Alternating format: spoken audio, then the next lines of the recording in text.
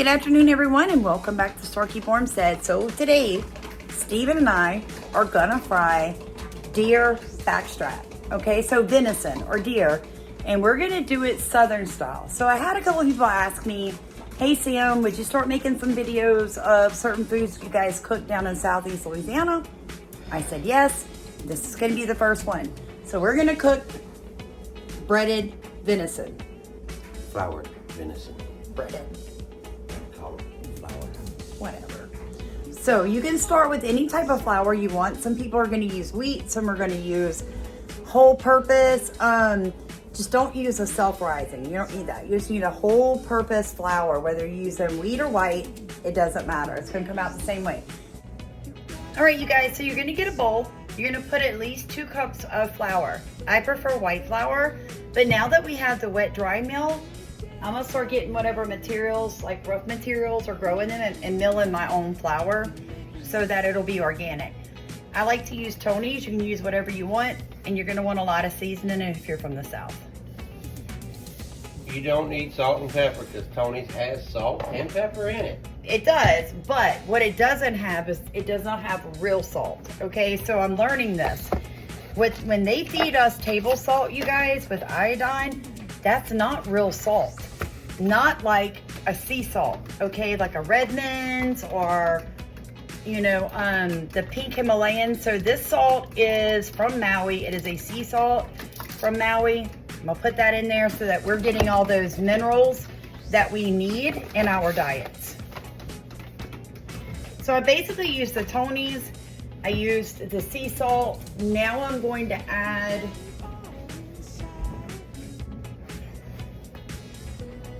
some red pepper flakes because we like a little spice. I don't put very much, maybe like 1/8 of a teaspoon. And she don't have a teaspoon, so she just gonna pour it. I'm not really pouring it, I'm guessing. I cook like my mom cooked. I don't do a whole lot of measuring. All right, so what Steven was doing over here was, how many eggs did you use? 3, and I don't really think that's gonna be enough. All right, so we have 3 eggs. Kind of blend them together. Now we're using our yard eggs, all right? You can't beat yard eggs for flavor and nutrition. Then you're gonna wanna add whole milk. Maybe like 1/4 cup to that. If you're wondering what he's doing, he's mixing up the flour and the seasoning together so that you get a mixture. Now you can tell as I beat this together, I mean, basically it looks like you're fixing to make scrambled eggs, right? Milk, egg. You're gonna season this too, you guys. A lot of people, if you're further south from us, you get more into the Kunas area, and that's where you're gonna get the really hot foods, where you're using a lot of cayenne and jalapeno. When you're in central Louisiana or like southeast Louisiana, we like spicy food, but we don't necessarily like heat. We just like flavor. It's a little different. So now that you've got your mixture, everything's been seasoned accordingly, you're gonna move to your next step. Let me show you this. All right, so this is the deer, the backstrap. Let me show you. See how I've got them cut up into like medallions? It's been soaking in whole milk since last night. So for about 12 hours, I usually soak it longer, but tomorrow's Steven's birthday and we wanted to celebrate after church with backstrap. So all this meat has been soaking in whole milk for 12 hours. And the reason why you soak it in whole milk is that you will pull out the old wild game taste.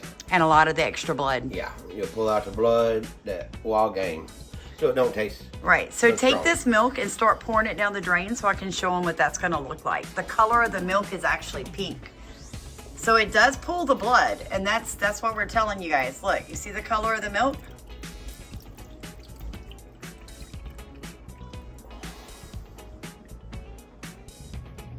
All right, you guys, so you can see what Steven's doing over there is he's taking out, yeah.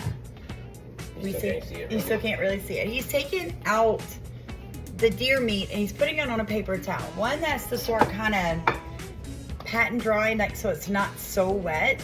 And what I'm going to do is I'm going to raise the heat on this cast iron skillet. I've got it set on like a 9 right now because I really want to get it good and hot. Because you can't fry if your grease isn't properly heated. Now, unfortunately, I am going to be using a corn oil, which I already know, it's really bad for me. But I don't have enough lard left over from when I converted the hog fat into lard. I don't have enough for this type of frying, but one day I will.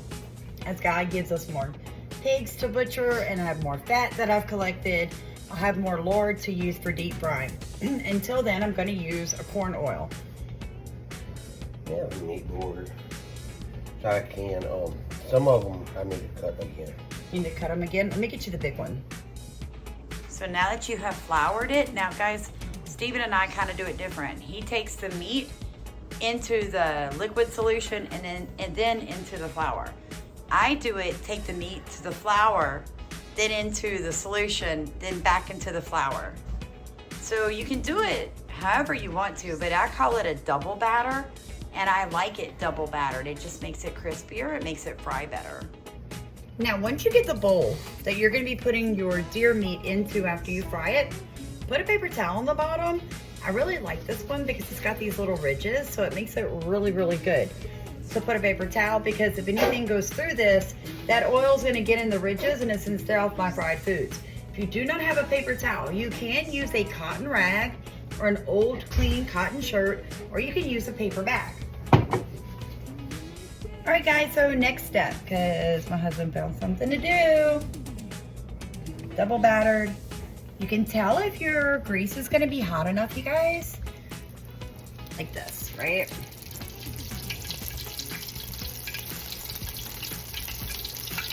Let me give you just a little bit of knowledge I've learned over the years.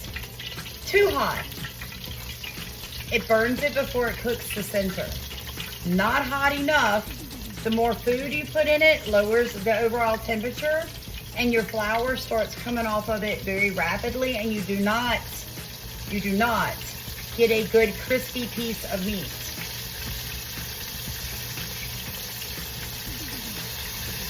You don't want to let them be touching in your oil, so you can't put too many slices at one time, all right?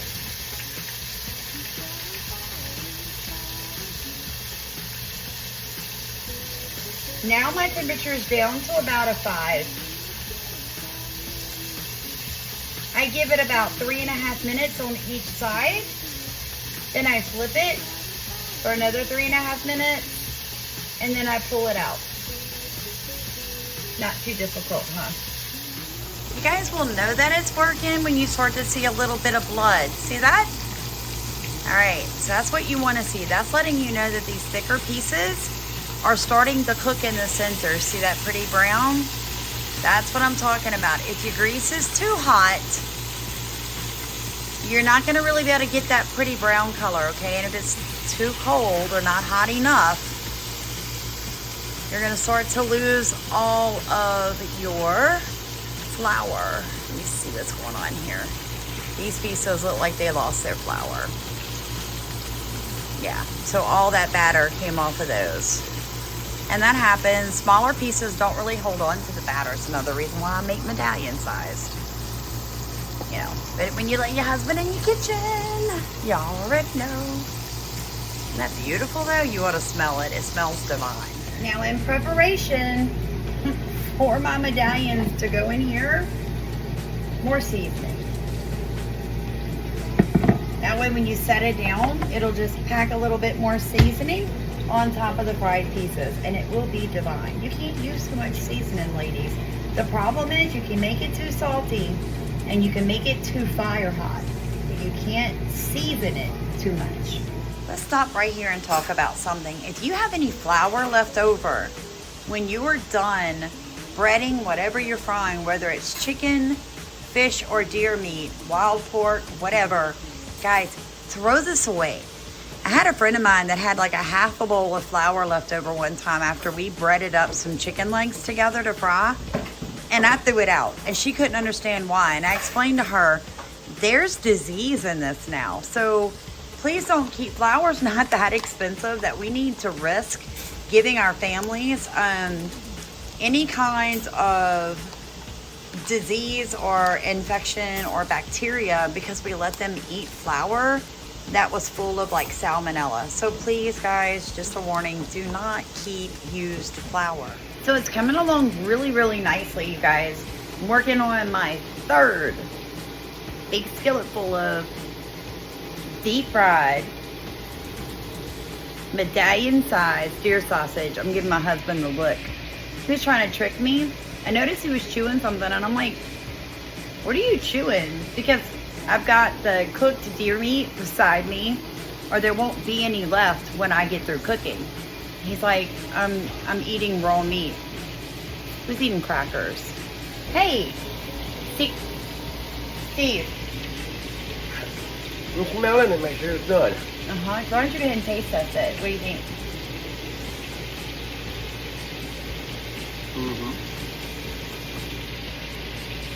It's good, isn't it?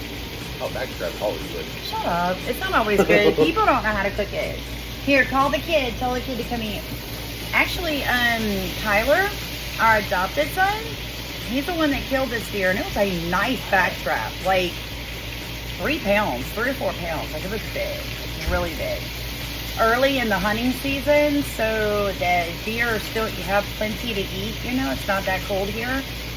So they're big and their back straps are very developed this time of year. It's so good, you guys. So good.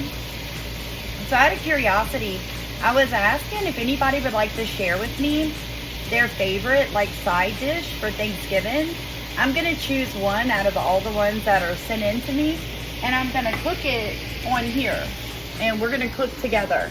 And I'm gonna try to do that dish for like Tuesday and put the video up Tuesday in case you want to replicate it for your Thanksgiving. But please drop in the comments, like, what is your favorite thing to fry? And have you ever had backstrap for deers? I'm cleaning as we're talking, sorry. You know, when you're working with flour, it's very messy. So I kind of clean as I go, so I don't have as much to do when we're done. Yeah, because I am just really curious, you guys, what your favorite side dish might be. And if you wouldn't mind emailing the recipe, I want the ingredients, and I need all the instructions, and you and I will cook one together. Also, do you prefer ham or turkey? We're ham eaters. I mean, we will eat turkey, but it's such a lean, dry meat. I think we just eat it out of habit because it's like, you know, turkey, Thanksgiving, but really we prefer ham or deer.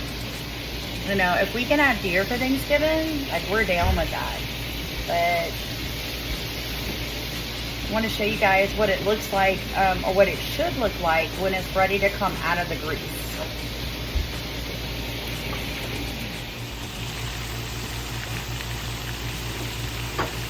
So that's what it's supposed to be looking like, you guys, when you're almost ready to pull it. This piece might need to be flipped a little bit longer. And this is what it looks like when it's finished.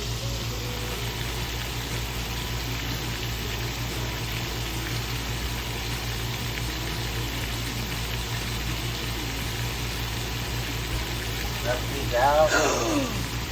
Get your hand out, dude. Y'all are bad.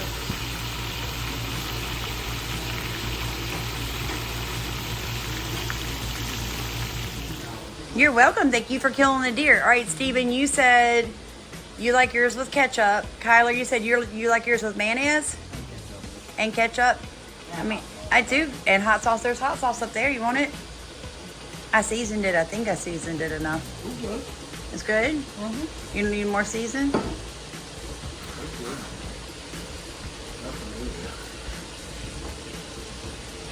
Oh, you're going to take out the habanero. That's really not that hot, though. Got this from Hawaii. Maui. Yeah, Maui. Maui. We're the same thing. How? Hawaii? Maui? Put a little bit in it. Yeah, that right there has a great taste, and the heat doesn't kick you until you swallowed. Then you know you ate it. So thank you guys for watching. Please like, comment, and subscribe. Like I said, drop in your comments if you've ever cooked deer meat and what's your favorite way to do it.